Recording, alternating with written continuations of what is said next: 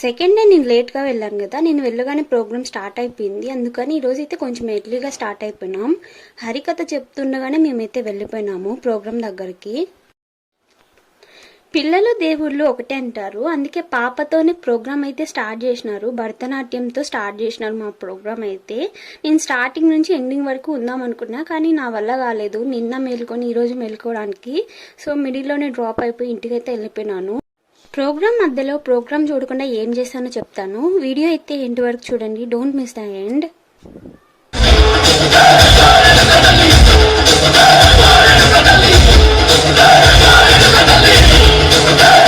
Programme అయితే start అయిపోయింది పుష్ప సాంగ్తో. ఇది థర్డ్ డే, నేను చెప్పాను కదా పార్ట్ 2 ఉందని బ్రహ్మోత్సవాల్లో భాగంగా. ఇది సెకండ్ పార్ట్ అండి. ఫస్ట్ పార్ట్ చూడని వాళ్ళు ఎవరైనా ఉంటే కింద డిస్క్రిప్షన్లో లింక్ ఇస్తాను, వెళ్ళి చూసేయండి. పుష్ప పర్ఫార్మెన్స్ చూస్తున్నంత వరకు అయితే నాకు గూస్ బంప్స్ వచ్చినాయండి. చాలా బాగా వేశాడు. ఆ మ్యూజిక్కి, ఆ ఎఫెక్ట్స్కి అయితే నాకు రియల్లీ చాలా బాగా నచ్చింది సాంగ్ అయితే.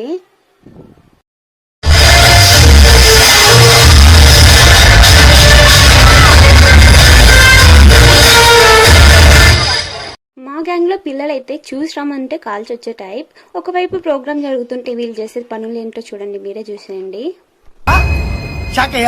ఇలాంటి మరిన్ని వీడియోస్ కోసం నా ఛానల్ అయితే సబ్స్క్రైబ్ చేయండి, లైక్ చేయండి, సపోర్ట్ చేయండి. మర్చిపోకుండా సబ్స్క్రైబ్ చేసి బెల్ ఐకాన్ అయితే ఆన్లో పెట్టుకోండి. మరిన్ని వీడియోస్ అయితే అప్లోడ్ చేస్తాను. ఉంటే అందరికీ బాయ్.